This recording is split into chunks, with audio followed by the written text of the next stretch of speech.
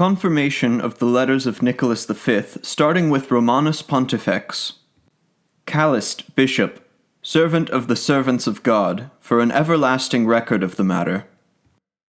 Among the other things which, through the arrangement of divine clemency, it behooves us to carry out, it is no wonder we are rendered quite heart-stricken that the divine cult might flourish in every single place, and especially those places which are neighboring the Muslims, and undergo continuous increase for the praise and glory of omnipotent God and the exaltation of the Christian faith. And these such things, which are granted to kings and princes through our benemeritus predecessor Roman pontiffs, and which have arisen from legitimate reasons, that, being rid of all doubts, they might obtain the hardihood of perpetual strength and be protected by apostolic security.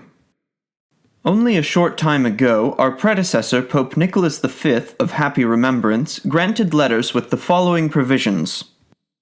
Follow the points of the letters of Nicholas V, Romanus Pontifex. Since, however, just as for the sake of the aforesaid King Alfonso and the infant Henry, these same overly affect a mood for spirituality in the same solitary islands, lands, ports, and places existing in the ocean sea facing the southern shore in Guinea, which the same infant, by strength of arms, wrested from out of the hands of the Muslims and conquered for the Christian religion as preferred, this shall be perpetually granted through the apostolic seat to the above-mentioned army of Jesus Christ, by the help of whose prophets the same infant is given credit for having made such a conquest. And this declaration, constitution, rendering, permission, appropriation, decree, supplication, exhortation, injunction, inhibition, mandate, and will shall be confirmed, not to mention the like letters of Nicholas preceding, and each and every point contained therein.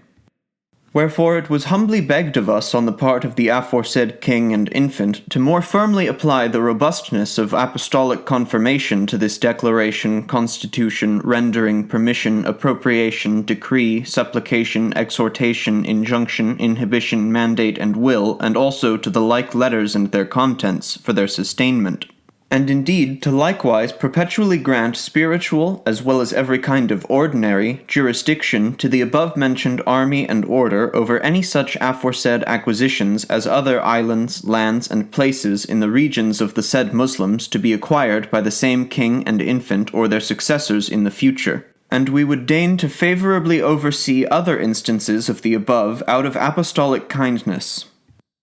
We, therefore, attendant on the said army's religion in the same islands, lands, and places, being inclined as we are able to offer up our salutary proceeds before the Lord, confirm and approve such declaration, constitution, rendering, appropriation, decree, supplication, exhortation, injunction, inhibition, mandate, will, and letters and contents, and whatever else is deemed to follow from thence and has a pleasing aspect, each and every one of these, by apostolic authority, through the provisions here given, out of certain knowledge, and we resolve to support such with the hardihood of perpetual strength, making up for all failings whenever they might befall during the course of the same. And we none the less perpetually determine, fix, and ordain by the aforesaid authority and knowledge that we wish the spiritual authority and every kind of ordinary jurisdiction, the domain and purview concerning religion encompassing the extent of the islands, villages, ports, lands, and places from the capes of Bojador and Nam entirely throughout all Guinea and beyond that southern shore all the way up to the Indies, the places acquired and yet to be acquired, whatever their locations, number, characteristics, vernaculars, designations, borders, and neighboring lands,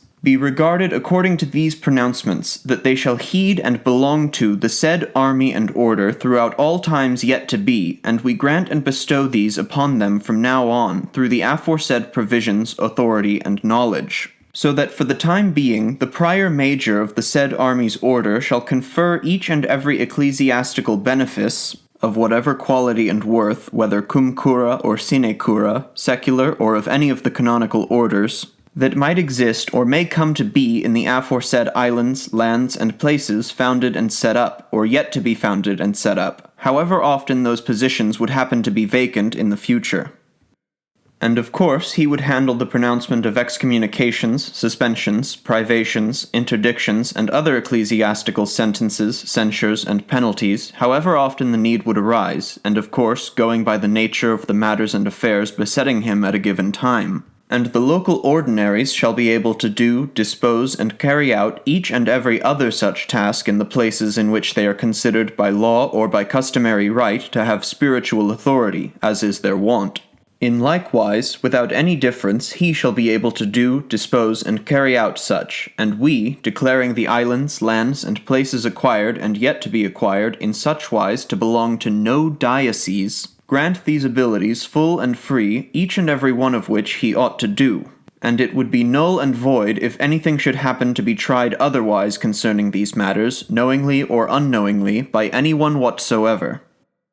Not to be obstructed by apostolic regulations and orders, or even by statutes, customary rights, privileges, exigencies, and the whims of the said sworn army, not by apostolic confirmation or any other oaken strength, or anything else contrary whatsoever. No one, therefore, of all humanity may be allowed to infringe this document of our confirmation, approval, constitution, suppletion, decree, statute, ordination, will, permission, and bestowal, or to go against it by reckless venture. If, moreover, anyone would try to defile this, he will have incurred on himself the indignation of omnipotent God and of the blessed apostles Peter and Paul, given at Rome before Holy Peter in the 1455th year of the incarnation of the Lord, on the 3rd Ides of March in the 1st year of our pontificate, 13th of March of 1455.